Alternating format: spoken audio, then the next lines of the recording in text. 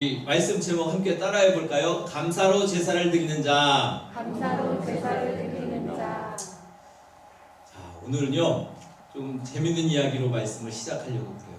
너무들 얼굴 찡그리고 계셔가지고 좀 얼굴을 피고 웃는 얼굴로 그렇게 말씀 들으시라고 이 우스갯소리를 조금 하겠습니다. 어떤 그 자동차를 타고 가는 남자가요, 이 운전을 하고 가다가 하필이면 이 정신병원 앞에서 그 차가 펑크가 난 거예요. 바퀴 하나가 펑크가 났습니다. 그래가지고 차를 세워놓고 스페어 타이어로 갈아 끼우려고 바퀴를 빼놨어요.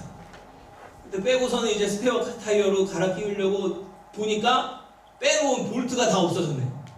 보니까 시궁창으로 다 굴러 들어간 거예요. 그래가지고 발만 동동 구르고 있는 거예요. 이거 어떡하나. 근데 그 정신병원 담 너머로 이렇게 보고 있었던 한 사람이 이야기를 해주는 거예요. 에이, 그거 간단한 거를 그냥 나머지 세 바퀴에서 볼트 하나씩만 빼가지고 그거 끼우면은 카센터까지 갈 수 있잖아요. 그렇게 해서 가면 되죠 하고선 이야기를 해주는 거예요. 그러니까 이 남자가 깜짝 놀랐어요. 야, 저렇게 지혜로운 사람이 있나. 그래가지고 그 담 너머로 그 내다보는 사람한테 이야기를 합니다. 아니, 당신같이 똑똑한 사람이 어떻게 그 안에 있냐고. 그랬더니 그 사람이 그러는 거예요. 내가 미쳐서 왔지 너처럼 멍청해서 왔는 줄 아냐? 그랬다는 거예요. 자, 오늘은 추수감사주일입니다. 이름처럼 지난 한 해 동안 하나님께서 우리들을 지켜주신 것에 대해서 감사하는, 그래서 추수하면서 연말에 이제 추수하면서 하나님 앞에 영광을 돌리는 그러한 절기가 바로 이 추수감사절입니다. 이 추수감사절은 구약시대에 수장절에서부터 유래가 됩니다. 그리고 나중에는 이제 미국에 정착한 청교도들이 자기가 가져간 씨앗을 파종을 했는데, 미국 땅에다 파종을 했는데 기후나 땅이 맞지 않기 때문에 한 해 동안 열심히 농사를 지었지만 다 실패했어요.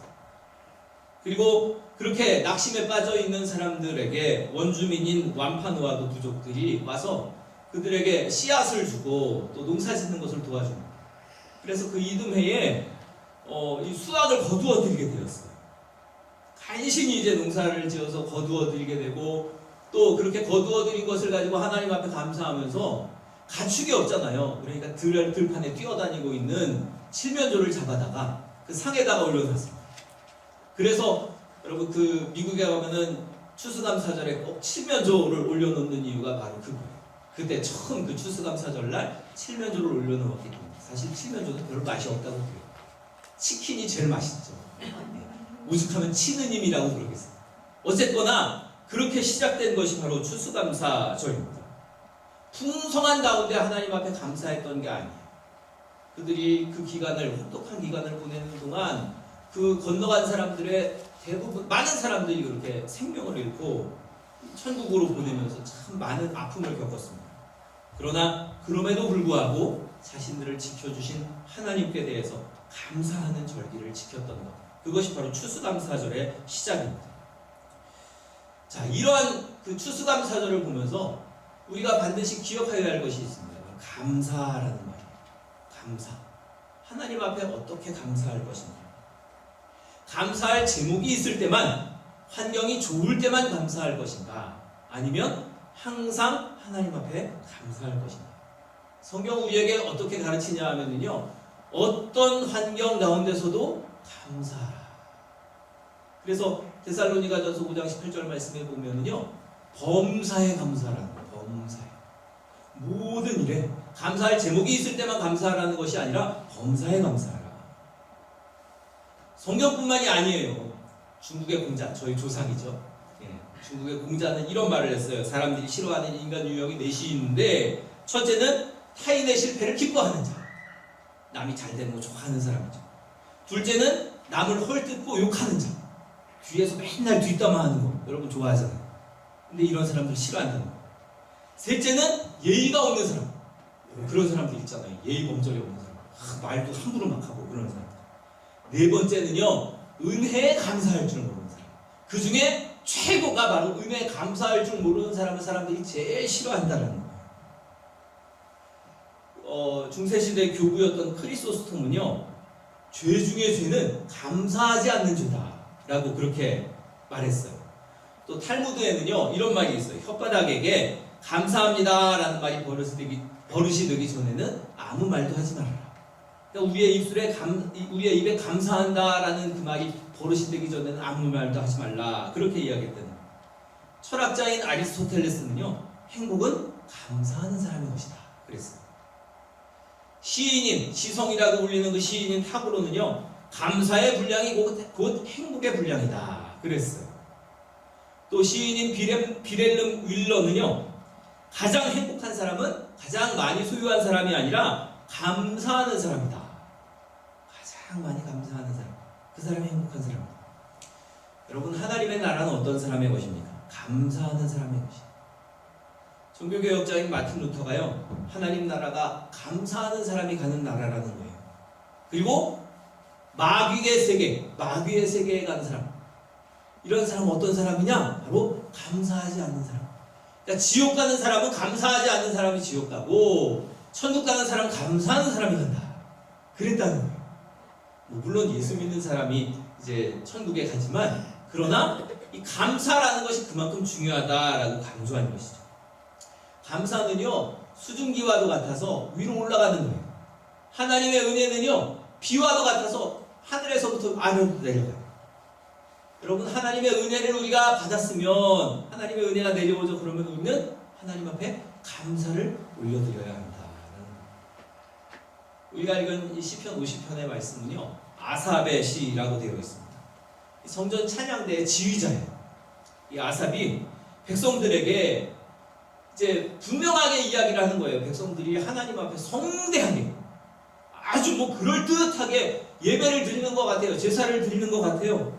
그런데 오늘 말씀 가운데 보면 50장 8절에 뭐라고 말씀했냐면요 나는 내 재물 때문에 너를 책망하지는 아니하리니 내 번제가 항상 내 앞에 있음이로다 그랬어요. 제사의 형식적인 면만 본다면요 아무 문제가 없어요. 잘 드리는 것 같아요. 사람들이 모여서 하나님 앞에 제사를 드리고 생명을 바쳐서 그렇게 이 생명을 희생해서 하나님 앞에 희생 제물을 드리는 거예요. 겉으로 보기에, 형식적으로 보기에는 아무 문제가 없어요. 그러나 이들의 예배는 진짜 예배가 아니라는 거예요. 왜냐하면 이들은요 성대하게 예배만 드리면, 성대하게 제사만 하나님 앞에 드리면 아무 문제 없다고 생각하고 밖에서의 삶은요 지들 맘대로 사는 거예요. 예배랑은 상관없는 거예요. 예배와 삶이 단절된 그러한 삶을 살았어요.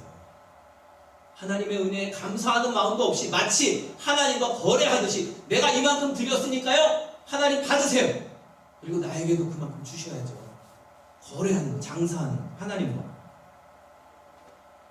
그저 복을 얻겠다는 마음을 가지고 내가 복 받아야지 라는 마음만 가지고 감사하는 마음도 없이 하나님을 우롱하는 거예요. 그런데 그런 그들을 하나님께서 준엄하게 책망하세요. 9절부터 13절까지의 말씀을 함께 자막을 보면서 읽어볼까요? 시작. 내가 내 집에서 수소나 내 우리에서 신념소를 가져가지 아니하리니 이는 산림의 짐승들과 무산의 가축이 다 내 것이며 산의 모든 새들도 내가 아는 것이며 들의 짐승도 내 것이미로다. 내가 가령 줄여도 내게 이르지 아니할 것은 세계와 거기에 충만한 것이 내 것이미로다. 내가 수소의 고기를 먹으며 염소의 피를 마시겠느냐. 자, 니들이 그런 거 수소를 잡아오고 염소를 잡아오고 짐승들을 잡아오고 그러는데 내가 그거 먹겠냐? 그런 말씀.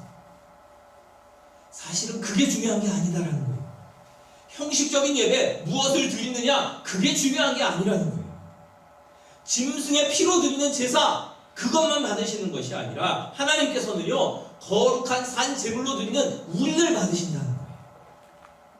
제사를 드리는 그 제물이 중요한 게 아니라 제물을 드리는 너는 어떤 마음으로 어떻게 감사하는 마음을 가지고 하나님 앞에 나아가느냐. 그래서 우리 자신을 거룩한 산 제물로 드리는 그 제사를 하나님이 기쁘게 받으신다라는 거죠. 그래서 로마서 12장 1절에 이런 말씀이 있어요. 함께 읽어볼까요? 시작.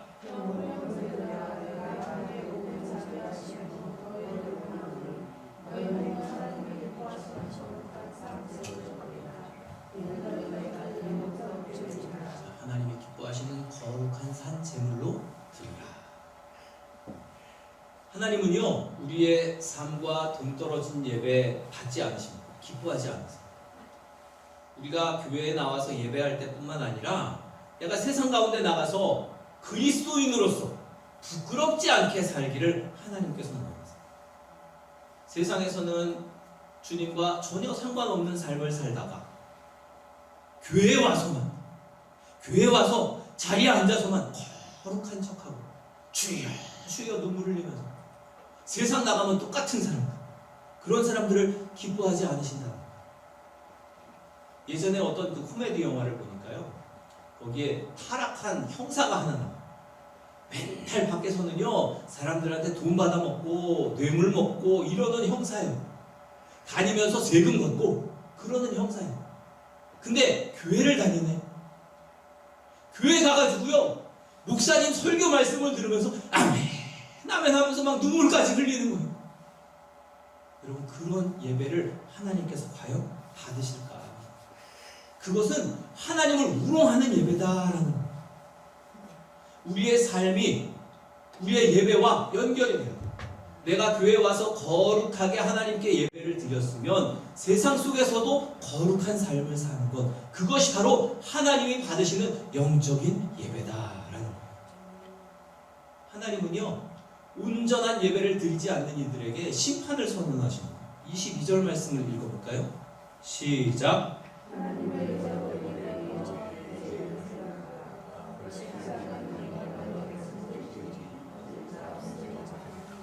하나님을 잊어버린 너희요. 예배에 나오지만 하나님께 제사는 드리지만 하나님 없이 하나님을 잊어버리고 사는 너희요. 이제 분명히 기억해라. 내가 너희를 찢어버릴 것이다. 건질 자가 없을 것이다. 온전한 예배를 드리지 않고 거짓된 예배로 하나님 앞에 나아가는 이들 하나님이 반드시 심판하신다라는 거예요. 그렇기 때문에 우리의 예배가 온전해져야 한다. 하나님께 온전한 예배를 드려야 한다. 그러면 어떻게 예배하는 자, 어떻게 감사하는 자를 하나님께서 기뻐하실까? 오늘 말씀을 통해서 세 가지로 생각해 보려고 합니다. 첫 번째, 따라해 봅시다. 감사로 예배하는 사람. 감사로 예배하는 사람. 자, 23절을 읽어볼까요? 시작. 감사로 예배를 드리는 자가 나를 영화롭게 하나니 그의 의를 옳게 하는 자에게 내가 하나님의 구원을 보이리라.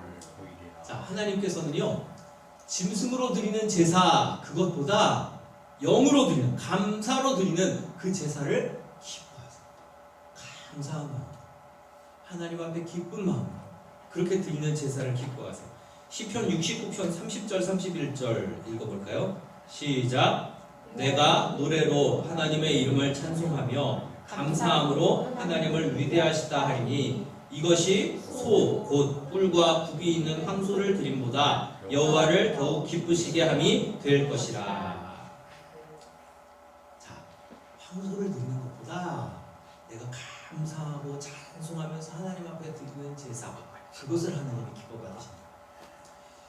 오늘 예화집에 나온 이야기인데요, 가축을 많이 기르는 한 농부가 있었습니다. 근데 이 농장에서 그 암소 여러 마리가 이제 동시에 새끼를 낳았어요. 여러분, 소들이 새끼 낳는다, 이거 참 좋은 일 있잖아요, 그죠? 그러니까 이 사람이 기뻐가지고요, 자기 아내에게 가지고 이야기를 하는 거예요. 너무 기뻐가지고, 여보, 송아지들이 태어났다고. 암소들이 송아지를 낳았는데 송아지들이 건강하게 태어났다고. 이 중에 한 마리는 하나님께 드려야겠어 하고 이야기를 하는 거예요. 아내가 신앙이 좋은 사람이었던 말이에요. 여보 잘 생각했어요.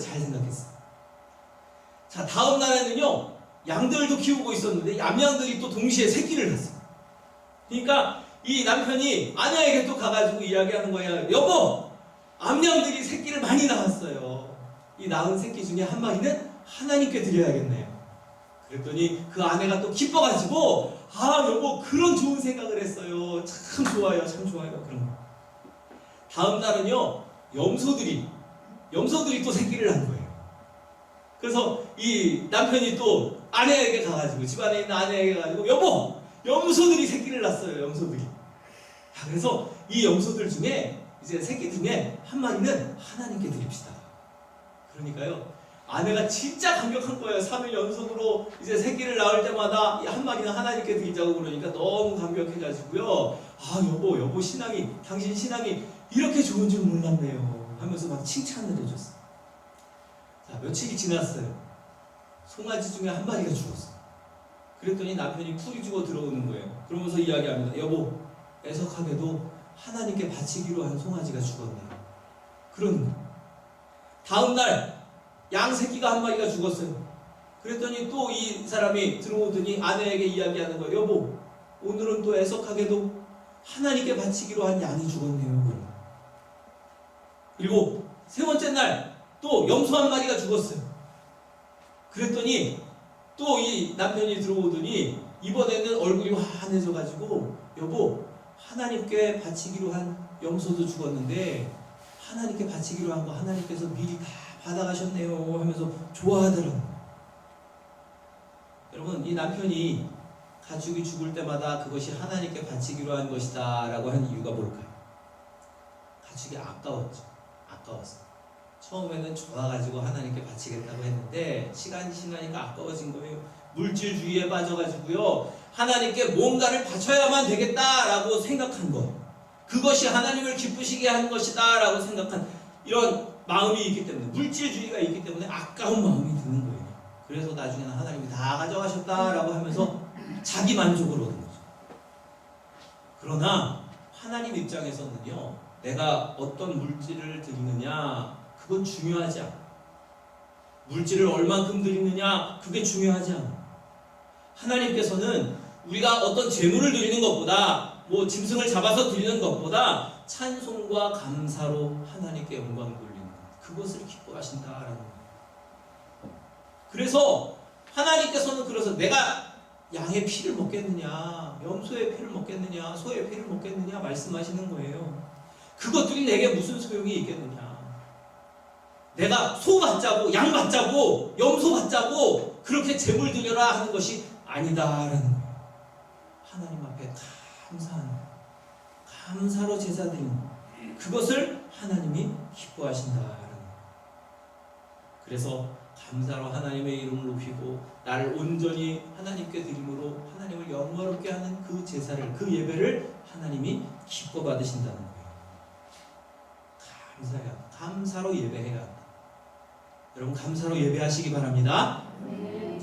두 번째로 하나님 어떻게 감사하는 사람, 어떻게 예배하는 사람을 기뻐하시느냐, 함께 따라해 봅시다. 감사로 행복해하는 사람. 감사로 행복해하는 사람. 자, 진짜 기쁘면 행복하잖아요. 행복해하는 사람. 어느 주일 예배에 이제 헌금 봉투가 이제 그 한 가정에서 줄줄이 올라왔어요. 목사님이 이제 그 감사 예물을 이제 그 제목들을 읽어줍니다. 부인 집사님이 감사 예물을 낸 거예요. 뭐라고 냈냐면, 하나님 방귀가 나오게 해주셔서 감사합니다 하고 낸 거예요. 그 다음에 남편 거가 나왔는데 남편은요, 하나님 제 아내가 방귀를 낄 수도 있게 해주셔서 감사합니다. 그리고 시어머니가 또 냈어요. 시어머니 권사님이, 하나님 저희 며느리가 방귀를 끼게 해주셔서 감사합니다. 또 그 다음에 또 아들이 감사헌금을 냈는데 아들도, 하나님 저희 엄마가 방귀를 낄 수 있게 해주셔서 감사합니다. 근데요, 이 감사에는 이유가 있습니다. 방귀 끼는 거 별거 아니잖아요. 근데 오히려 창피한 일인데 그거 가지고 감사, 왜 그러냐 하면요, 그 며느리가요 며칠 전에 수술을 한 거예요. 중요한 수술을 했는데 방귀가 안 나와서 고생하다가 방귀를 낀 거예요. 수술한 환자가 방귀가 안 나오면요 음식도 먹을 수 없고 이게 뭔가 조치를 할 수가 없는 거예요. 방귀가 나오기를 위해서 다들 기다려요. 초조하게 기다리다가 방귀가 나오면요 다들 기뻐하는 거예요. 잘됐다. 평소에는 방귀 끼면 어때요? 방귀 끼면 냄새 난다고 막 가스 그러면서 막 질식하겠다고 막 난리를 치잖아요.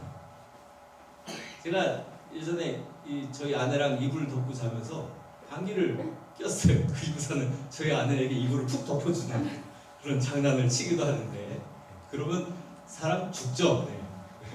자, 어쨌든 이 방귀는요 그렇게 그다지 막 유쾌한 것은 아니지만, 그러나 여러분 이런 때는 감사의 제목이 되는 거예요. 감사해.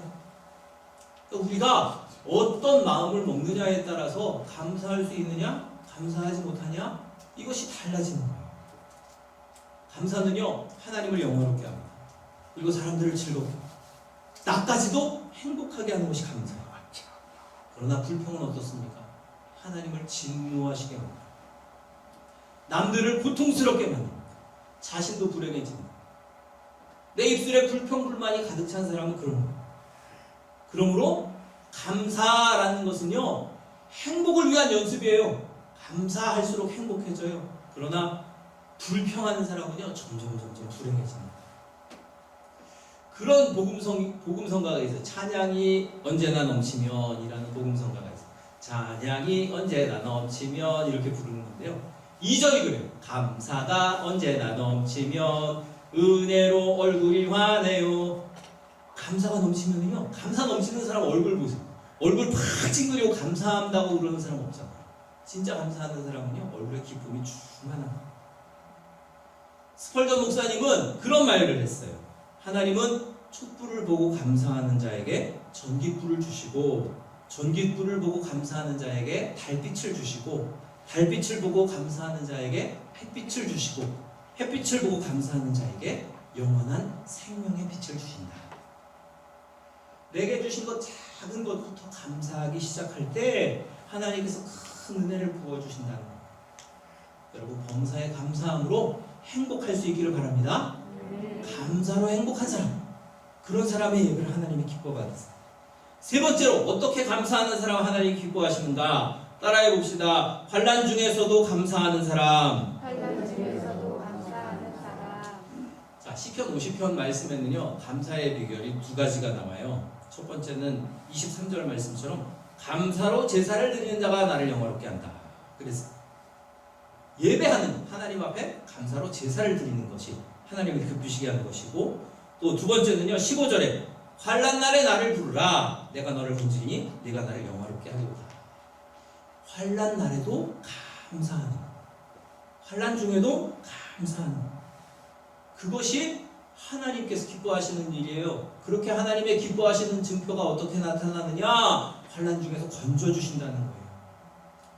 환난이라는 말, 이 헬라어 원어를 살펴보면요, 어떤 뜻이 있느냐 하면 포도를 포도즙 틀에 넣고 밟는 것, 그것에 이 뜻이 있어요.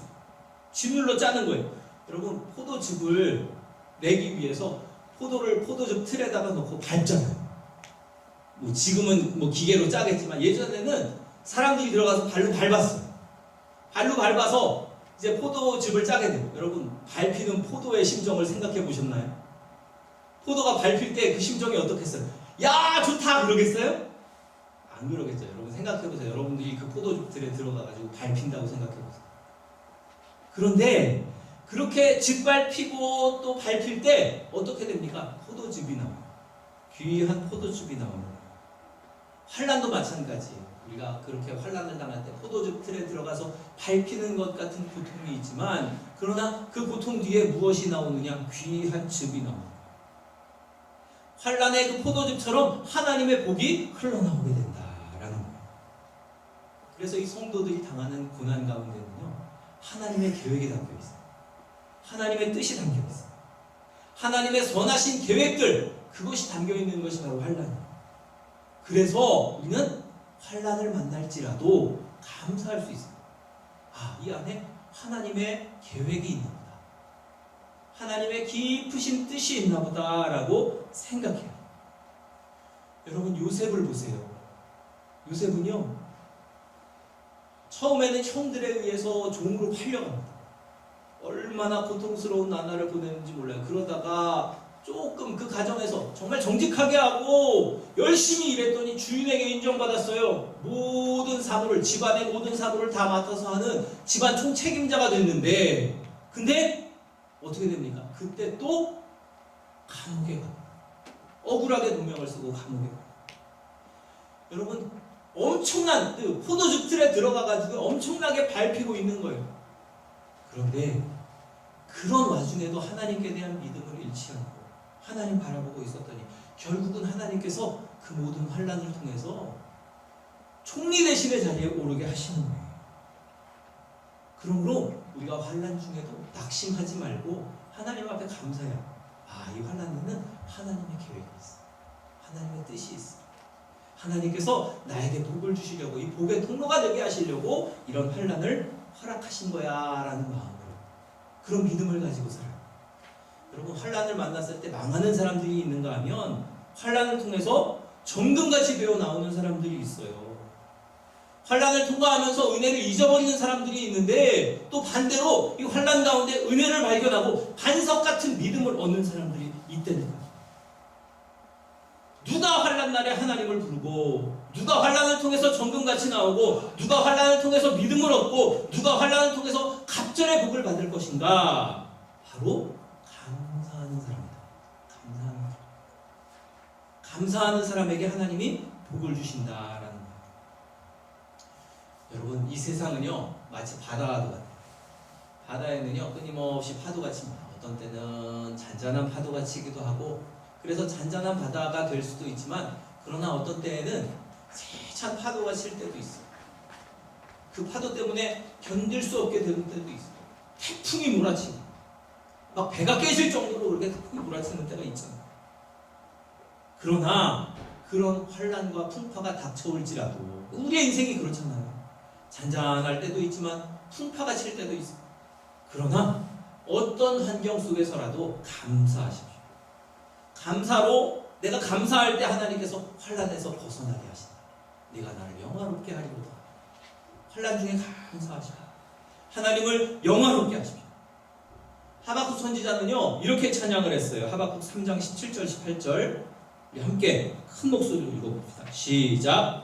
비록 무화과 나무가 무성하지 못하며 포도나무에 열매가 없으며 감람나무에 소출이 없으며 밭에 먹을 것이 없으며 우리의 양이 없으며 외양간에 소가 없을지라도 나는 여호와로 말미암아 즐거워하며 나의 구원의 하나님으로 말미암아 기뻐하리로다. 아무것도 없어. 하나님으로 말미암아 기뻐하리로다. 이 고백이 저와 여러분의 고백이 되기를 바랍니다. 오늘은 추수감사주일입니다. 내 손에 지금 가진 것이 별로 없을지라도, 내 삶의 환경이 열악할지라도 하나님으로 말미암아 기뻐하시고 즐거워하십시오.